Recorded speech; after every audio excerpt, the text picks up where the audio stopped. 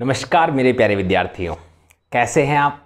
मैं योगेश महरिया महरिया क्लासेस के YouTube channel पर आप सभी का तहे दिल से हार्दिक अभिनंदन करता हूं। मेरे प्रिय विद्यार्थियों, यदि आप हमारे यूट्यूब चैनल पर नए हैं तो आप सभी से निवेदन है कि आप हमारे यूट्यूब चैनल को सब्सक्राइब कर लें तथा साथ में बेल आइकन को ऑल पे प्रेस कर लें, जिससे हमारे द्वारा जो भी कक्षाएं अपलोड की जाती हैं उन सभी के नोटिफिकेशन की जानकारी आपको प्राप्त हो सके।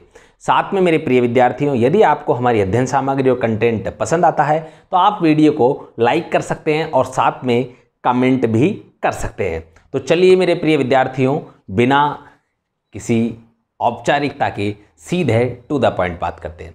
तो मेरे प्रिय विद्यार्थियों, आज हम बात करने वाले हैं राष्ट्रपति और उपराष्ट्रपति के चुनाव से संबंधित प्रावधानों के बारे में, यानी कि चुनाव विवाद से संबंधित प्रावधानों के बारे में आज हम बात करने वाले हैं।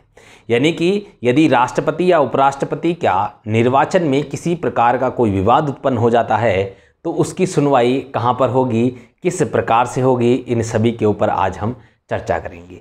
और ये सब तमाम प्रावधान, तमाम जानकारी आपको मैं प्रदान करने का प्रयास करूंगा, जिससे मेरे प्रिय विद्यार्थियों जितने भी सवाल आपके एग्जाम में बनते हैं उन सभी के उत्तर देने में आप सक्षम होंगे इस कक्षा के समाप्त होने के बाद में।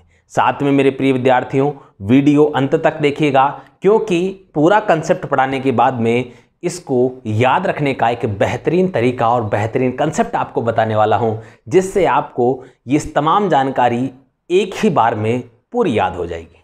तो चलिए शुरू करते हैं अनुच्छेद के। आज हम सबसे पहले हम बात करेंगे राष्ट्रपति उपराष्ट्रपति के चुनाव के संबंधित प्रावधानों के बारे में, फिर संबंधित अनुच्छेदों के बारे में, और फिर उनमें क्या लिखा हुआ है। तो चलिए मेरे प्रिय विद्यार्थियों शुरू करते हैं।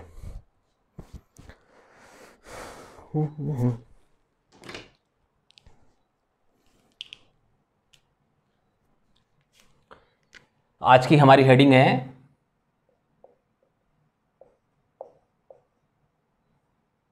राष्ट्रपति एवं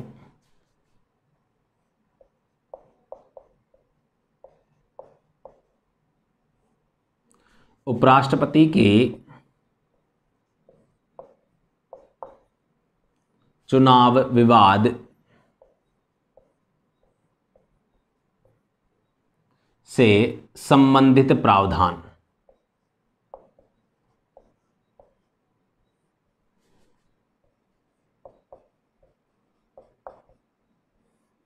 तो मेरे प्रिय विद्यार्थियों, आपके सामने हेडिंग है राष्ट्रपति एवं उपराष्ट्रपति के चुनाव विवाद से संबंधित प्रावधान। तो सबसे पहला ही सवाल तो ये बनता है, इनका प्रावधान कहाँ किया गया है, चुनाव विवाद का प्रावधान कहाँ किया गया है राष्ट्रपति और उपराष्ट्रपति के संदर्भ में। तो सीधा सबसे पहला ही आंसर होगा अनुच्छेद 71, यानी कि अनुच्छेद 71 राष्ट्रपति और उपराष्ट्रपति के संबंध में जो चुनाव में जो विवाद होता है उससे संबंधित सभी प्रावधान इस अनुच्छेद के अंतर्गत किए गए हैं। मुख्य रूप से मेरे प्रिय विद्यार्थियों, यहां यदि हम बात करें तो इस अनुच्छेद 71 के अंदर भी यदि हम बात करें तो इस प्रकार से हम बात करें 1, 2, 3 और 4, यानी कि ये 4 उप अनुच्छेद आप इसे कह सकते हैं। यानी कि इसमें 4 प्रकार के हम बात करें प्रावधान किए गए हैं। 4 बातें मुख्य रूप से बताई गई हैं और जिनको एग्जामिनर बार बार एग्जाम में बदल बदल कर पूछता है। तो मेरे प्रिय विद्यार्थियों, आज आपके ये चारों बातें आसानी से याद हो जाएंगी और आपको ज्ञात भी हो जाएगा कि अनुच्छेद 71 में वास्तव में लिखा हुआ क्या है। तो चलिए, और क्या ये प्रावधान करता है। तो चलिए मेरे प्रिय विद्यार्थियों, सबसे पहले तो अनुच्छेद 71 की हम हेडिंग लिखेंगे, राष्ट्रपति या उपराष्ट्रपति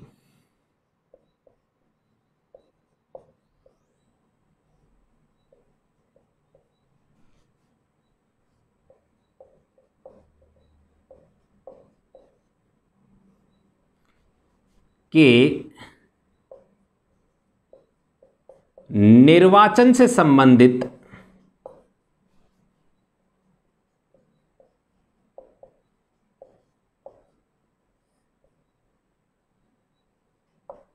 या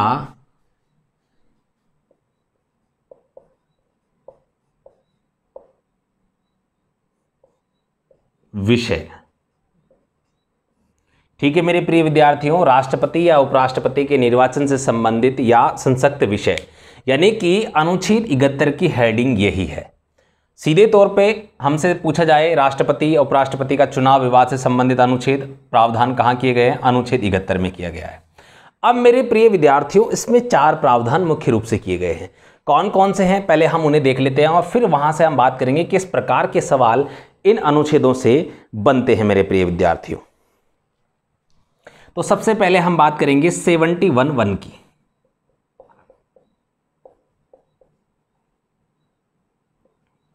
राष्ट्रपति या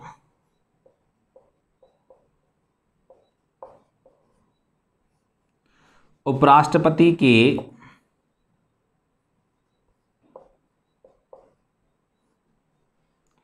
चुनाव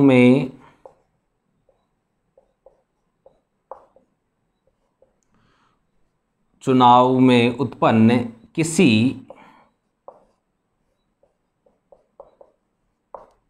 शंका, आशंका,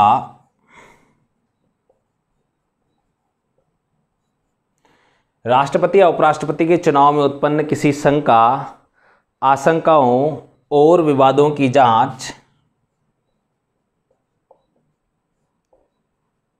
और सभी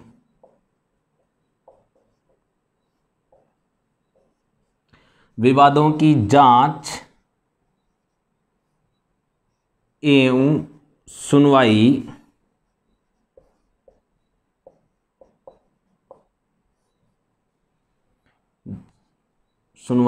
उच्चतम न्यायालय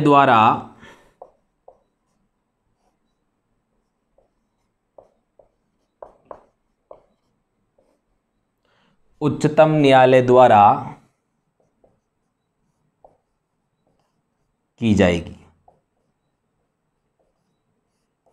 देखो मेरे प्रिय विद्यार्थियों, यहां पे आपके सामने सबसे पहली बेसिक कंसेप्ट लिखा हुआ है और हमसे सीधा ही सवाल पूछ लिया जाता है कि यदि उपराष्ट्रपति या राष्ट्रपति के चुनाव में किसी प्रकार का कोई भी विवाद या ऐसी कोई भी शंका उत्पन्न हो जाती है जिसके संबंध में जांच कौन कर सकता है, तो जांच कौन करेगा मेरे प्रिय विद्यार्थियों? जांच करेगा उच्चतम न्यायालय। उच्चतम न्यायालय अर्थात जिसे आप सुप्रीम कोर्ट कहते हैं, जिसे आप सर्वोच्च न्यायालय कहते हैं, उसकी बात यहां पर की जा रही है। साथ में मेरे प्रिय विद्यार्थियों, जांच के बाद में वो क्या करेगा? सुनवाई भी करेगा। यानी कि राष्ट्रपति और उपराष्ट्रपति से संबंधित कोई भी चुनाव विवाद होता है तो उसकी सुनवाई सीधे सुप्रीम कोर्ट द्वारा की जाती है। इस अनुच्छेद से यहां से 2 बातें क्लियर हो गई है। ठीक है मेरे प्रिय विद्यार्थियों, साथ ही में मेरे प्रिय विद्यार्थियों, यह अनुच्छेद यह भी प्रावधान करता है कि उच्चतम न्यायालय का निर्णय अंतिम होगा। इसी अनुच्छेद में यह बात भी लिखी गई है, तो हम उस बात को भी लिख लेते हैं।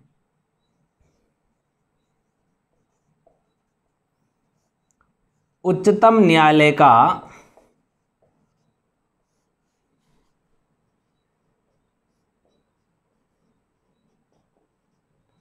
निर्णय अंतिम होगा। ठीक है मेरे प्रिय विद्यार्थियों, यानी कि अब राष्ट्रपति और उपराष्ट्रपति के चुनाव विवाद के संबंध में अंतिम निर्णय किसका है होता है, तो आपको याद रखना है किसका होगा? अंतिम निर्णय उच्चतम न्यायालय का यानी कि सुप्रीम कोर्ट का होगा। ठीक है, अब मेरे प्रिय विद्यार्थियों, यहां से अगला अनुच्छेद क्या बात करता है? देखो यहां मैं आपके सामने लिख देता हूं अनुच्छेद 71(2). ठीक है, 71(2) जो प्रावधान करता है, यदि उच्चतम न्यायालय, देखो ये पहली कंडीशन है। सेकंड कंडीशन क्या होगी? यदि उच्चतम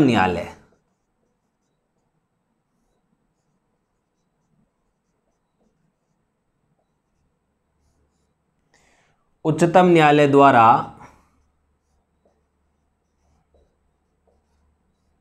किसी व्यक्ति के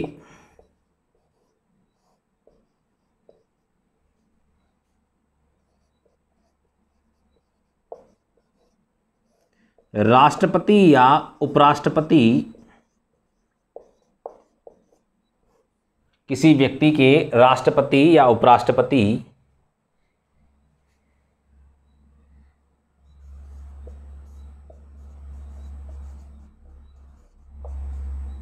के निर्वाचन को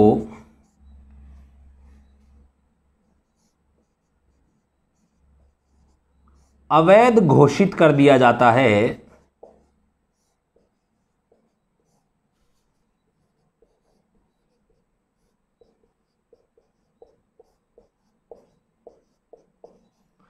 तो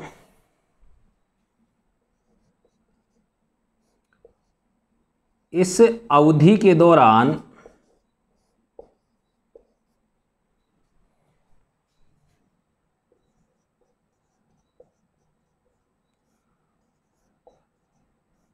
उस व्यक्ति द्वारा किए गए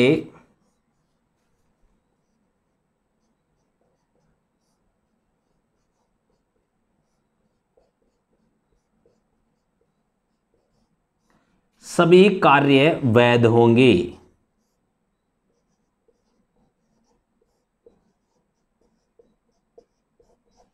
देखो मेरे प्रिय विद्यार्थियों, बोर्ड में आपके सामने अनुच्छेद 71(2) लिखा हुआ है।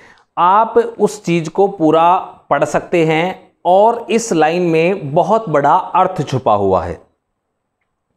ठीक है मेरे प्रिय विद्यार्थियों, देखो, यदि उच्चतम न्यायालय द्वारा किसी व्यक्ति को राष्ट्रपति या उपराष्ट्रपति का निर्वाचन को अवैध घोषित कर दिया जाता है, मान लीजिए किसी व्यक्ति ने राष्ट्रपति या उपराष्ट्रपति के रूप में चुनाव लड़ा और वह व्यक्ति पद पर विराजमान हो गया, इस चुनाव को सुप्रीम कोर्ट में क्या किया गया, चैलेंज किया गया, यानी कि सुप्रीम कोर्ट में उस पर सुनवाई होती है। सुनवाई होने के बाद में पाया जाता है कि इन जो व्यक्ति राष्ट्रपति या उपराष्ट्रपति के रूप में निर्वाचित हुए हैं उनका निर्वाचन अवैध है, यानी कि अब वो पद पर विराजमान हो गए और उन्होंने जब तक ये फैसला आया उस ड्यूरेशन में उन्होंने जो उस पद पर काम रहते हुए काम किया वे सभी काम लीगल होंगे।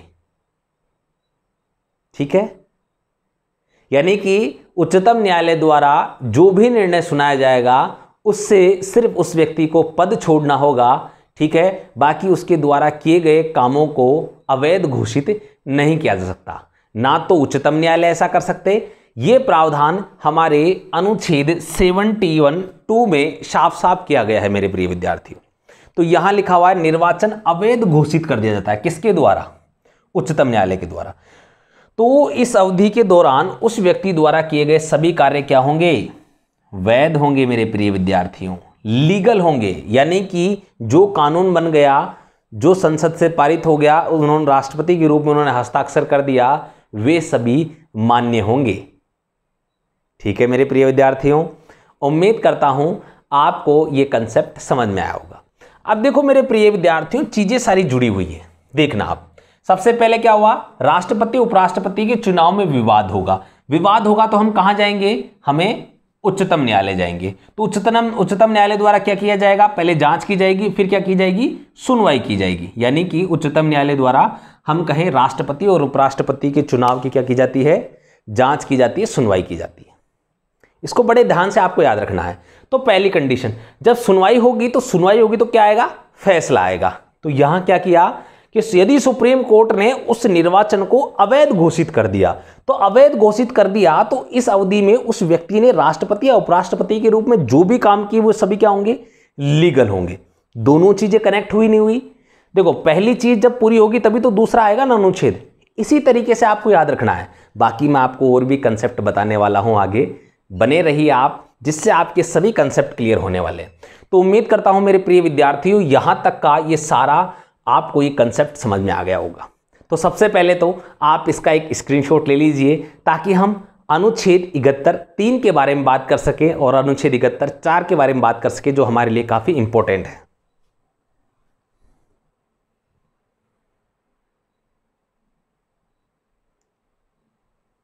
मेरे प्रिय विद्यार्थियों, आपने स्क्रीनशॉट ले लिया होगा और नहीं लिया है तो आप पॉज करके आराम से ले सकते हैं। अब चलिए मेरे प्रिय विद्यार्थियों, अब हम आगे बात करेंगे अनुच्छेद 71(3) की।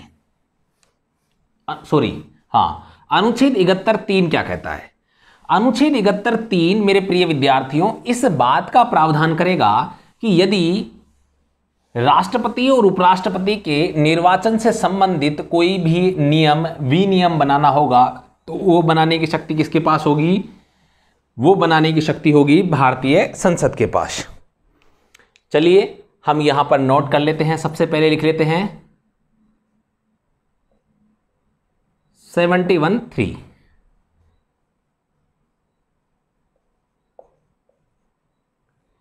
राष्ट्रपति या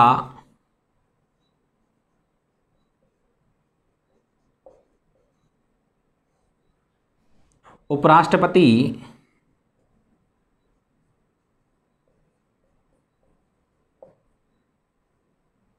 निर्वाचन से संबंधित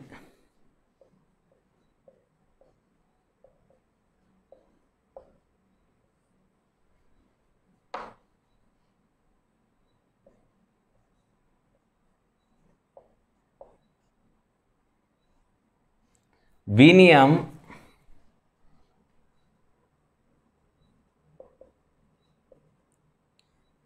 संसद विधि द्वारा बना सकती है।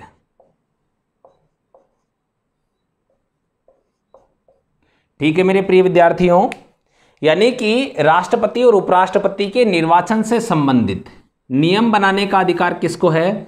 संसद को है। संसद किसी भी प्रकार का कोई भी कानून जो वह उचित समझे राष्ट्रपति के और उपराष्ट्रपति के निर्वाचन के संबंध में बना सकती है। इसी के संदर्भ में राष्ट्रपति और उपराष्ट्रपति के निर्वाचन अधिनियम 1952 बनाया गया था मेरे प्रिय विद्यार्थियों। और मेरे प्रिय विद्यार्थियों, अब यहाँ से इसी में से कुछ सवाल बनते हैं जो हमें नोट डालकर लिखना है। यानी कि इस अनुच्छेद का प्रयोग करते हुए अधिनियम बनाया गया और उस अधिनियम में क्या प्रावधान किए गए। अब यहाँ से हमें यह समझना है कि मान लो कि राष्ट्रपति और उपराष्ट्रपति के चुनाव में विवाद हो गया, तो विवाद की अपील कौन करेगा?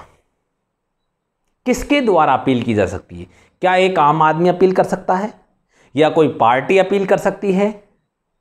निर्वाचक मंडल के सदस्य अपील कर सकते हैं या स्वयं राष्ट्रपति या राष्ट्रपति के चुनाव में भाग लेने वाले अभ्यर्थी अपील कर सकते हैं? तो मेरे प्रिय विद्यार्थियों, इसका करेक्ट आंसर अभी आपके सामने बोर्ड पर होगा।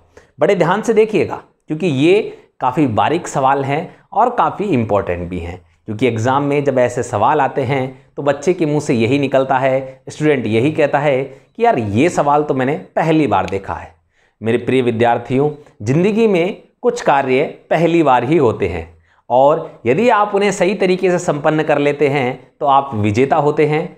ठीक है, चलिए तो यहाँ से नोट डाल के हमें जो बात लिखनी है कि उच्चतम न्यायालय में निर्वाचन विवाद से संबंधित अपील कौन करेगा?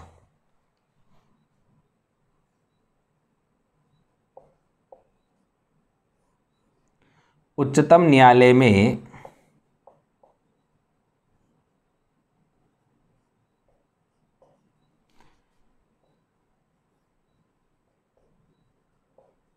निर्वाचन विवाद से संबंधित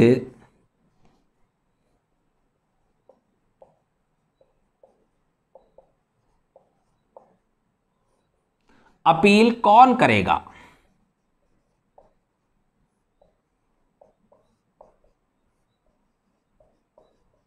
ये आपका सवाल है प्रिय विद्यार्थियों। अब मैं आपके सामने दो पोर्शन लिखने जा रहा हूं। एक तो है आपका राष्ट्रपति कि भाई राष्ट्रपति के मामले में कौन अपील करेगा, और एक आपका पोर्शन होगा उपराष्ट्रपति।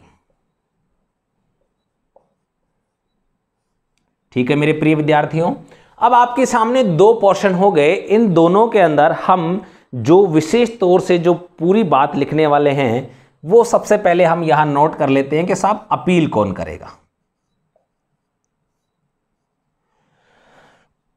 एक तो स्वयं अभ्यर्थी कर सकता है,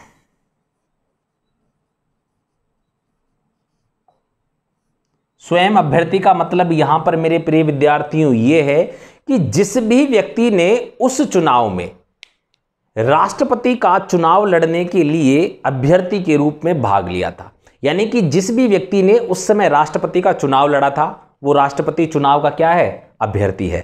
तो यानी कि जिसे आपत्ति है और जिसने चुनाव लड़ा है वो स्वयं व्यक्ति क्या कर सकता है, अपील कर सकता है।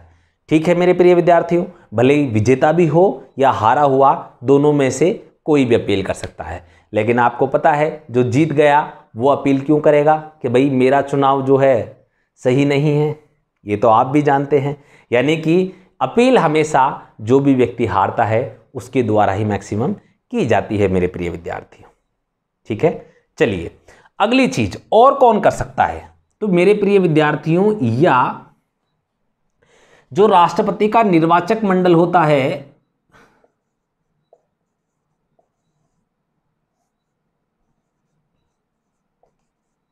निर्वाचक मंडल के कम से कम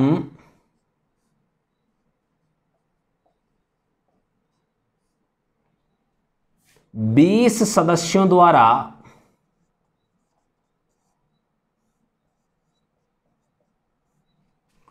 संयुक्त रूप से, समझ रहे हैं मेरे प्रिय विद्यार्थियों, आपके सामने जो निर्वाचक मंडल जो होता है, निर्वाचक मंडल यानी कि आपने यदि हमारे पुराने वीडियोस देखे हैं तो आपको काफ़ी अच्छे समझ में आया होगा। राष्ट्रपति के संबंध में आप जब भी अनुच्छेद 54 की बात करेंगे तो राष्ट्रपति के निर्वाचन की बात की गई है और वहां पर निर्वाचक मंडल बताया गया है कि राष्ट्रपति के चुनाव में जिस व्यक्ति ने भाग लिया वही क्या है, निर्वाचक मंडल का सदस्य है। यानी कि संसद के सदस्य हमने संसद के निर्वाचित सदस्य, राज्यों विधानसभाओं के निर्वाचित सदस्य और हमारे जो संघ शासित प्रदेश हैं उनकी विधानसभाओं के निर्वाचित सदस्य किस में भाग लेते हैं, राष्ट्रपति के चुनाव में। यानी कि इनमें से कोई भी 20 कैंडिडेट संयुक्त रूप से अपील कर सकते हैं। कहां करेंगे, सुप्रीम कोर्ट में। ठीक है मेरे प्रिय विद्यार्थियों, अपील कहां की जाएगी, सुप्रीम कोर्ट में। तो आपका यहां से कंसेप्ट क्लियर हो गया होगा। उम्मीद करता हूं ये बहुत ही महत्वपूर्ण चीज है, क्योंकि आपके सामने सवाल ये बनता है कि उच्चतम न्यायालय में राष्ट्रपति के चुनाव से संबंधित विवाद की अपील कौन करेगा, स्वयं अभ्यर्थी। बिल्कुल सही बात है। निर्वाचक मंडल के कम से कम कितने सदस्य, 20 सदस्य। अब आपके सामने वहां लिखा होगा 10 सदस्य, 20 सदस्य, 30 सदस्य, 40 सदस्य, कंफ्यूज हो जाएंगे आप। आपको यहां विशेषता याद रखना कितने हैं, 20 सदस्य। इसी प्रकार उपराष्ट्रपति के चुनाव का जब विवाद होगा तो उपराष्ट्रपति के चुनाव में अपील कौन करेगा, एक तो करेगा स्वयं अभ्यर्थी, यानी कि जिस भी व्यक्ति ने उपराष्ट्रपति के चुनाव में भाग लिया है मेरे प्रिय विद्यार्थियों। ठीक है, साथ में निर्वाचक मंडल के, यानी कि उपराष्ट्रपति के निर्वाचक मंडल के, निर्वाचक मंडल के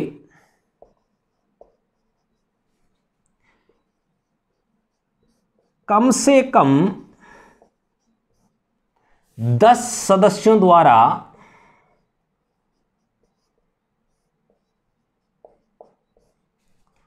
संयुक्त रूप से।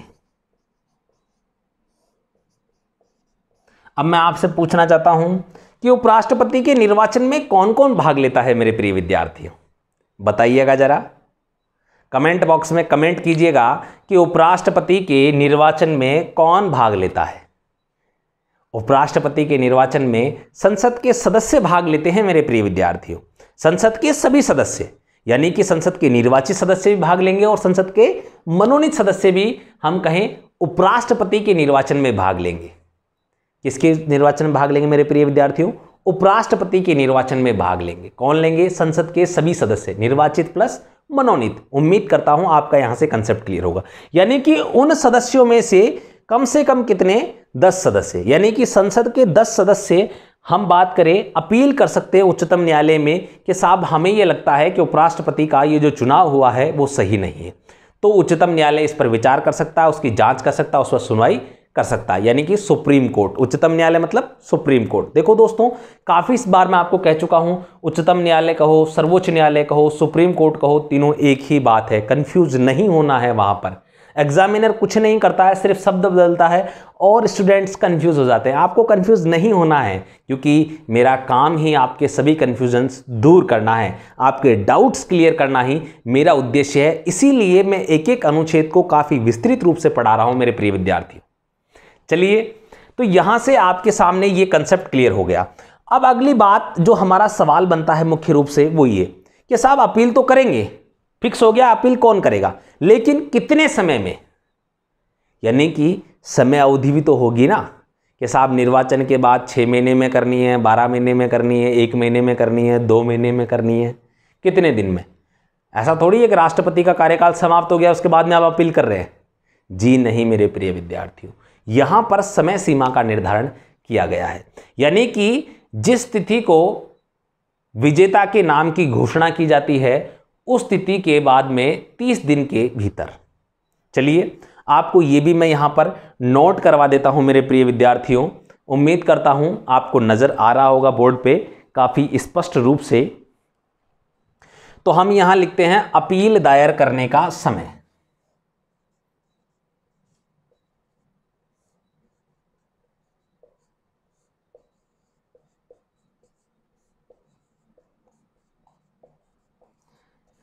अब मेरे प्रिय विद्यार्थियों, अपील दायर करने का समय मैंने कितना बताया है, आपको कितना बताया है? 30 दिन बताया है। तो वही है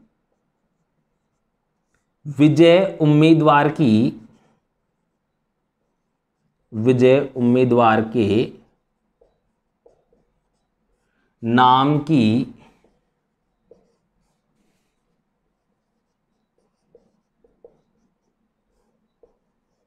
घोषणा के बाद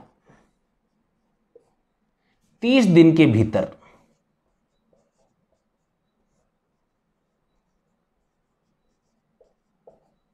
जी हां मेरे प्रिय विद्यार्थियों, यानी कि यदि राष्ट्रपति का चुनाव का वो विवाद होता है तो वो भी विजय उम्मीदवार के नाम की घोषणा के 30 दिन के भीतर हम क्या कर सकते हैं? सुप्रीम कोर्ट में अपील कर सकते हैं। और यदि हम बात करें तो उपराष्ट्रपति से संबंध भी यही प्रावधान है। दोनों के संबंध में यहां पर जो प्रावधान है वो सेम है, यानी कि सिर्फ डिफरेंस कहां है? निर्वाचक मंडल वाले सदस्यों में।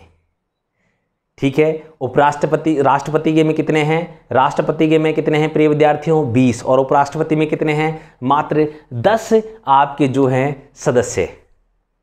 क्लियर है मेरे प्रिय विद्यार्थियों? उम्मीद करता हूं आपको यहां से सभी कंसेप्ट क्लियर हो गए मेरे प्रिय विद्यार्थियों। ये अनुच्छेद अब आपको हमेशा याद रहने वाला है। तो फटाफट से सबसे पहले आपके सामने ये जो सवाल हैं वो सभी क्लियर हो गए हैं, तो आप इसका फटाफट से जो हम कहें स्क्रीनशॉट ले लीजिए, ताकि मैं आपके सामने एक और प्रावधान 71(4) के बारे में बात करने वाला हूं। मैंने आपको पहले ही बताया था कि अनुच्छेद 71 में टोटल कितने हैं? 4 हैं, और अभी तक हमने कितने की बात की है?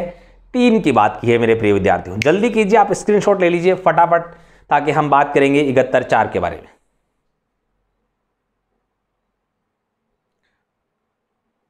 उम्मीद करता हूं प्रिय विद्यार्थियों आपने लिख लिया होगा। चलिए फटाफट से मैं इसको मिटा देता हूं। आपने स्क्रीनशॉट ले लिया होगा, नहीं लिया है तो आप वीडियो को पॉज करके फटाफट से स्क्रीनशॉट ले लीजिए। अब मेरे प्रिय विद्यार्थियों, आपके सामने सबसे महत्वपूर्ण बात जो है वो आने वाली है, यानी कि आर्टिकल 71(4) क्या लिखा गया है उसके अंदर। और अधिकतर मैं आपको बता दूं, जब भी चुनाव विवाद हुए हैं तो इस अनुच्छेद का बड़ा योगदान रहा है सुप्रीम कोर्ट के द्वारा निर्णय सुनाने में। और ये क्या था? चलिए, अनुच्छेद 71(4) इस बात का प्रावधान करता है कि राष्ट्रपति एवं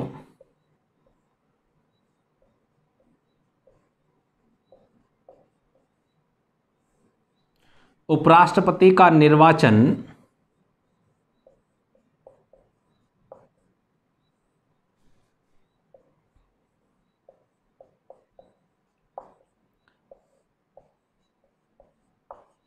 निर्वाचन मंडल के अपूर्ण होने के आधार पर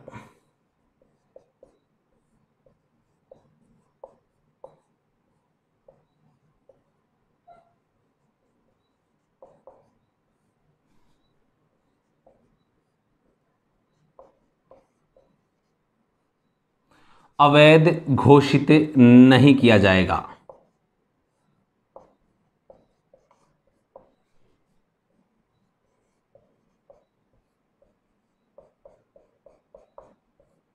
देखो मेरे प्रिय विद्यार्थियों, काफी इंपॉर्टेंट बात इस अनुच्छेद के अंदर बताई गई है मेरे प्रिय विद्यार्थियों।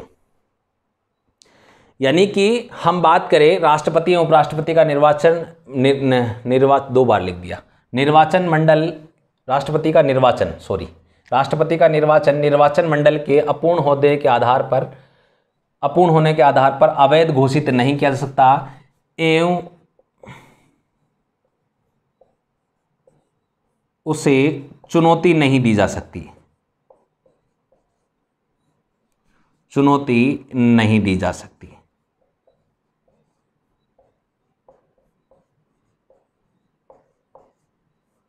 देखो मेरे प्रिय विद्यार्थियों, दो बातें इसमें हम मुख्य रूप से पढ़ेंगे जो आपके सामने हैं और काफी इंपॉर्टेंट है। पहली चीज तो यह राष्ट्रपति और उपराष्ट्रपति। देखो निर्वाचक मंडल, मैंने कहा निर्वाचक मंडल राष्ट्रपति के चुनाव में भाग लेने वाले सदस्य यदि अपूर्ण होता है, यानी कि यदि मान लो किसी व्यक्ति का पद रिक्त है, आप समझ रहे हैं मेरी बात को। मान लीजिए हम उपराष्ट्रपति की बात करते हैं, साधारणतः आपको आसानी से समझ में आएगा। उपराष्ट्रपति को चुनाव में कौन भाग लेते हैं? संसद के सदस्य लगते हैं। अब मान लीजिए किसी राज्यसभा के किसी स्टेट में चुनाव होना बाकी है और वहां से चुनाव होने में किसी कारण से देरी हो गई, या लोकसभा के किसी सदस्य की हम कहीं पद पर रहते हुए मृत्यु हो जाती है तो पद रिक्त हो जाता है। तो वो पद रिक्त हो गया तो उस आधार पे आप जो है हम कहें राष्ट्रपति या उपराष्ट्रपति का जो निर्वाचन है उसको न्यायालय में आप चुनौती नहीं दे सकते कि साहब निर्वाचन मंडल पूरा नहीं है, यानी कि वोट डालने वाले सारे सदस्य अवेलेबल नहीं है, इस कारण हम क्या कर सकते हैं, आप इस चुनाव को टाल दीजिए या इस चुनाव को अयोग्य घोषित कर दीजिए। ऐसा आप नहीं कर सकते। यही तो प्रावधान करता है हमारा अनुच्छेद 71(4), काफी इंपॉर्टेंट अनुच्छेद है। तो आपको यहां से क्लियर हो गया होगा कि निर्वाचक मंडल के अपूर्ण होने के आधार पर न्यायालय में चुनौती नहीं दी जा सकती और ना ही इसे अवैध घोषित किया जा सकता है। ठीक है मेरे प्रिय विद्यार्थियों, ठीक है। तो मैं आपको जैसा बताया आप इसको कोष्टक में लिख सकते हैं, आपको यदि समझ में आता है। निर्वाचक मंडल के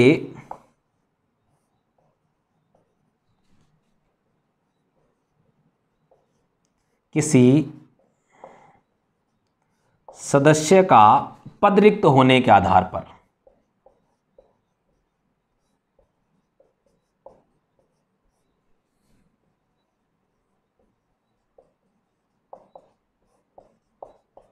ठीक है मेरे प्रिय विद्यार्थियों। तो आपके सामने ये कंसेप्ट क्लियर हो गया मेरे प्रिय विद्यार्थियों। अनुच्छेद 71(1) सुनवाई कहां होगी? उच्चतम न्यायालय में। अनुच्छेद 2 यानी कि यदि उच्चतम न्यायालय ने निर्वाचन अवैध घोषित कर दिया तो क्या होगा?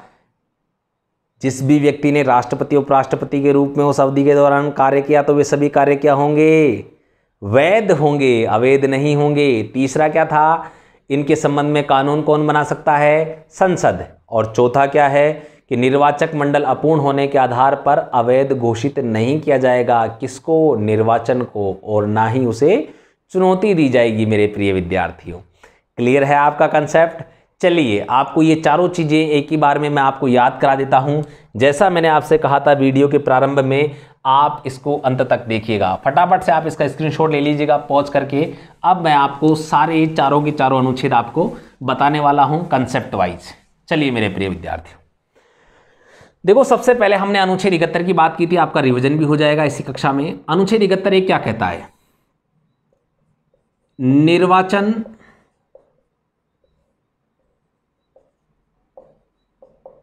की जांच व सुनवाई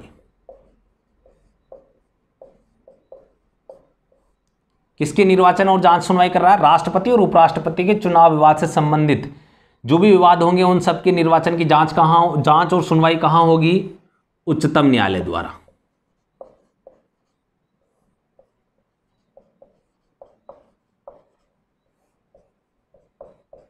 ठीक है।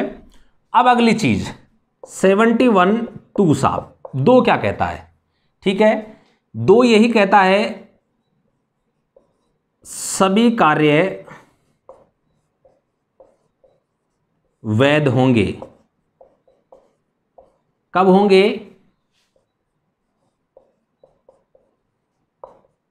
निर्वाचन अवैध होने की दशा में।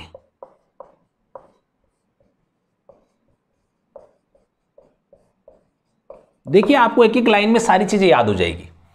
अब 71(3) क्या कहता है कि साहब उपराष्ट्रपति राष्ट्रपति के निर्वाचन से संबंधित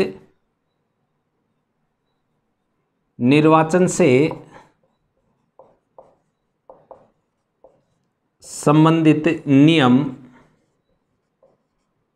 संसद बनाएगी।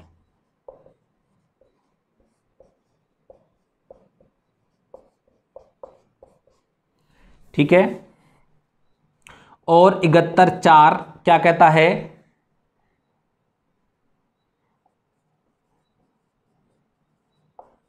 निर्वाचन मंडल अपूर्ण होने के आधार पर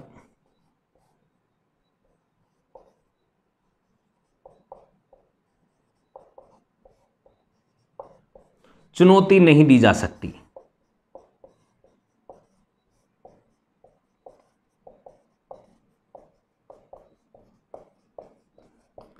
ये मेरे प्रिय विद्यार्थियों आपके सामने चार चीजें हैं, चार अनुच्छेद हैं और स्पेशली चारों के चारों हैं। पहला, हम कहें राष्ट्रपति और उपराष्ट्रपति के निर्वाचन से संबंधित जो भी विवाद होगा उसकी जांच और सुनवाई कहाँ होगी, उच्चतम न्यायालय द्वारा की जाएगी डायरेक्ट। कौन सा प्रावधान करता है, एक। अब उसने सुनवाई करके क्या किया, निर्वाचन को अवैध घोषित कर दिया। तो ऐसी दिशा में जो भी व्यक्ति था उसके द्वारा किए गए काम क्या है, वैध है। ठीक है। अब इस निर्वाचन के संबंध में क्या करेगा, कानून कौन बनाएगी, संसद। ठीक है। और संसद ने, मान लीजिए संसद ने कानून बनाया, जो हमने बात की कि राष्ट्रपति के निर्वाचन में कौन राष्ट्रपति के निर्वाचन से संबंधित विवाद की अपील कौन कर सकता है, राष्ट्रपति के मामले में स्वयं राष्ट्रपति, यानी कि स्वयं अभ्यर्थी करेंगे और कम से कम निर्वाचक मंडल के 20 सदस्य। ठीक है। और उधर कौन था, राष्ट्रपति, उपराष्ट्रपति, माफ कीजिएगा, उपराष्ट्रपति संबंध में स्वयं अभ्यर्थी और कम से कम निर्वाचक मंडल के 10 सदस्य। साथ में हमने बात की थी कितने दिन के अंदर, 30 दिन के भीतर, यानी कि जो विजय उम्मीदवार होगा उसके नाम की घोषणा होने के बाद 30 दिन के भीतर आपको ये अपील करनी होती है। ठीक है। अब चौथा जो था, निर्वाचक मंडल अपूर्ण होने के आधार पर क्या नहीं दे सकती, चुनौती नहीं दी जा सकती। मेरे को मैं बताऊं, यहां पर कुछ विद्यार्थियों ने मैसेज किया था कि सर हम काफ़ी विस्तृत रूप से पढ़ रहे हैं, हमें सारी चीज़ें समझ में आ रही है, लेकिन हम इसे शॉर्ट नोट्स के रूप में कैसे बनाएं। तो मेरे प्रिय विद्यार्थियों, शॉर्ट नोट्स तभी काम आते हैं जब हम पूरा विस्तृत रूप से पढ़ लेते हैं एक बार, उसके बाद में आपको सारी जानकारी शॉर्ट नोट्स में कीवर्ड्स में लिखनी होती है। जैसा कि मैंने आपके सामने ये 4 लाइनें लिखी, अभी हमने 2 बार 3 बार बोर्ड पे लिखी हुई सारी विषय वस्तु मिटारी हमने और दोबारा हमने लिखी, लेकिन अभी आपके सामने सिर्फ 4 लाइनों में आपके चारों अनुच्छेद समाहित हो गए। तो यही तो है मेरे प्रिय विद्यार्थियों। देखो प्रिय विद्यार्थियों, सफलता का कोई शॉर्टकट नहीं होता है, हमेशा याद रखिएगा।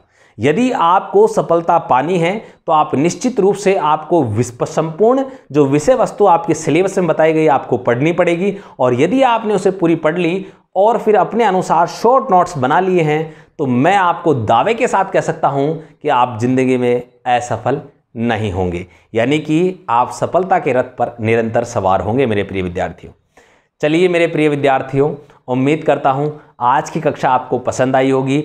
यदि आज आपको हमारी कक्षा पसंद आई है तो वीडियो को सबसे ज़्यादा लोगों के साथ शेयर कीजिए, इस कक्षा को अपने सभी मित्रों दोस्तों के साथ, जो भी कंपटीशन की तैयारी कर रहे हैं उन सभी के साथ शेयर कीजिएगा। साथ में हमारे YouTube चैनल को सब्सक्राइब अवश्य कीजिएगा और बेल आइकन को ऑल पे प्रेस कीजिएगा, जिससे हमारे द्वारा जितने भी कक्षाएं अपलोड की जाती हैं उन सभी के नोटिफिकेशन की जानकारी आपको मिलती रहेगी समय समय पर। साथ में मेरे प्रिय विद्यार्थियों, अध्ययन सामग्री पसंद आती है तो आप वीडियो को लाइक अवश्य कीजिए और साथ में कमेंट भी कीजिएगा। चलिए मेरे प्रिय विद्यार्थियों, एक बार पुनः नए अनुच्छेद के साथ उपस्थित होंगे। तब तक के लिए जय हिंद, जय भारत मेरे प्रिय विद्यार्थियों।